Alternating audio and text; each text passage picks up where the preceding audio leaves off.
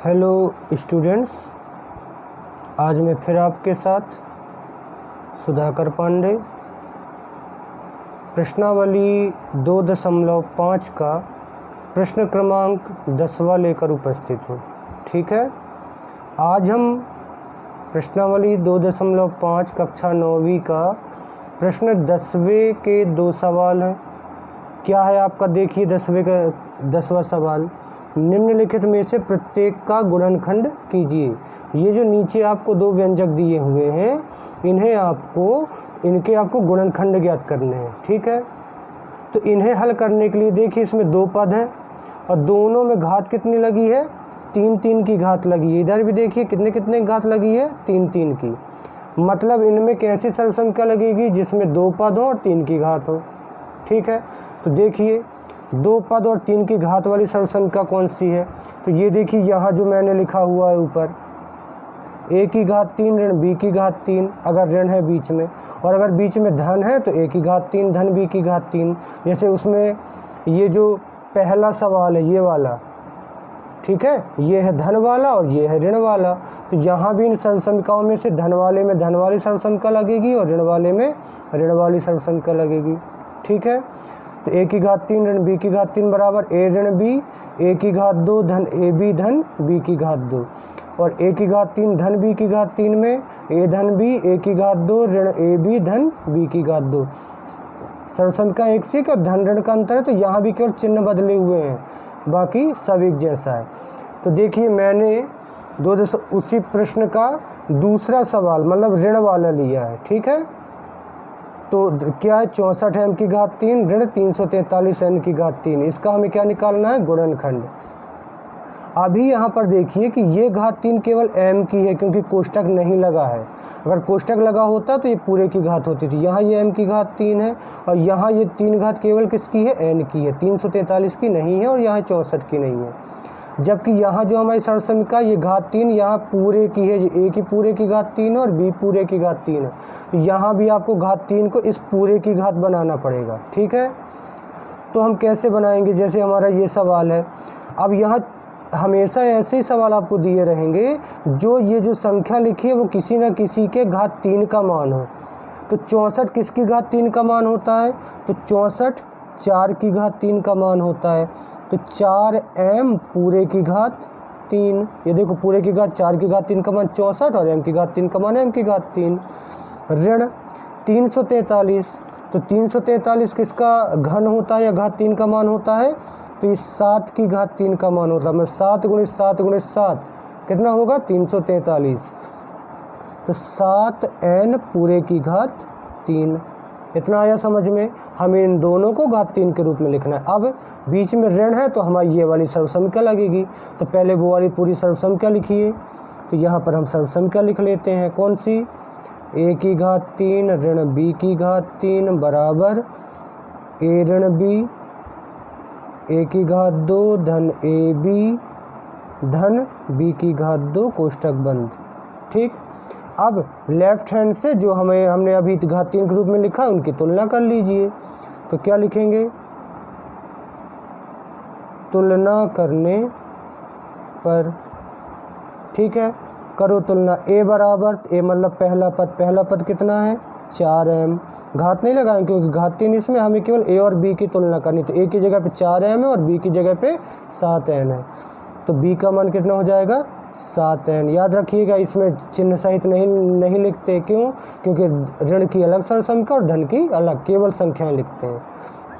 अब ये मान रखने पर, तो रखिए कैसा, सबसे पहले a मतलब 4m, घात 3 है तो घात 3, ऋण b मतलब 7n, घात 3 है तो घात 3 बराबर कोष्टक क्या, a ऋण b, a मतलब 4m ऋण b मतलब 7n कोष्टक बंद। फिर दूसरा कोष्टक चालू, सर्वसंख्या के अनुसार a मतलब 4m। अब a की घात 2 है तो हम 4m पूरे की घात 2 लगाएंगे, तो कोष्टक में घात 2।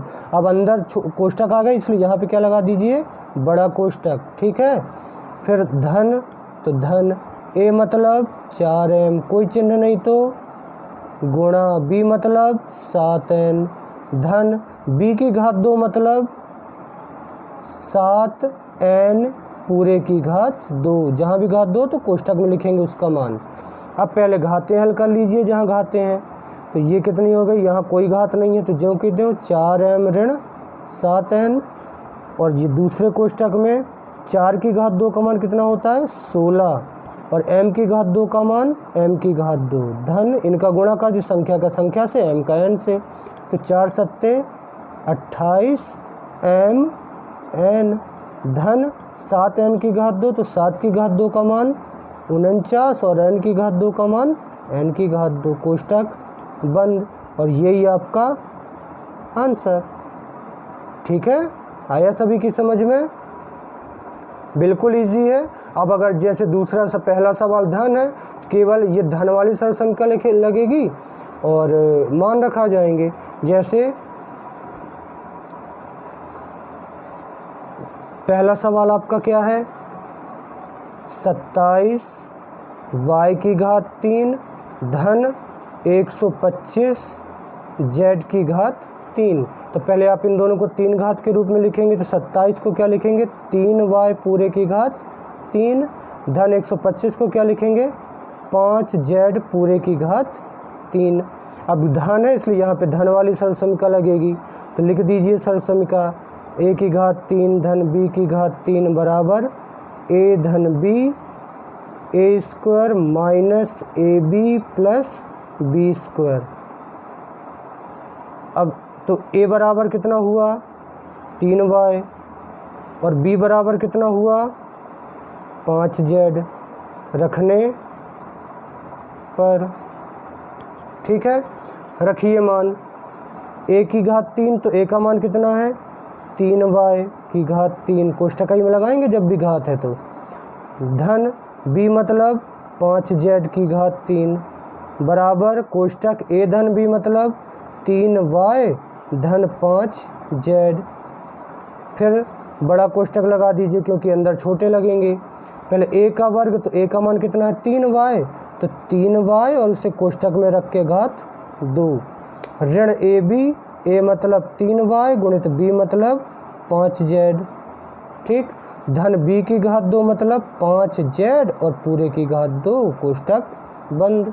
अब केवल घातें हल कीजिए, तो यहाँ जैसे इसे भी हल कर सकते हैं, 3 की घात 3 का मान 27 और y की घात 3 का मान y की घात 3, धन 5 की घात 3 का मान 125 और z की घात 3 का मान z की घात 3। तो ये सवाल आ गया इस साइड, यहाँ इसमें कोई घात नहीं है तो जो कहते हूँ 3y धन 5z।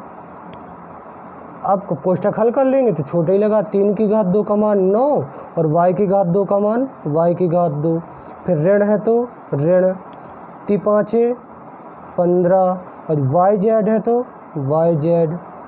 ठीक, धन 5z का वर्ग, तो 5 का वर्ग 25 और z का वर्ग z की घात 2, कोष्ठक बंद। और यही आपका आंसर। आए ये दोनों क्वेश्चन समझ में बिल्कुल एक जैसे, केवल क्या बदलने उनके चिन्ह।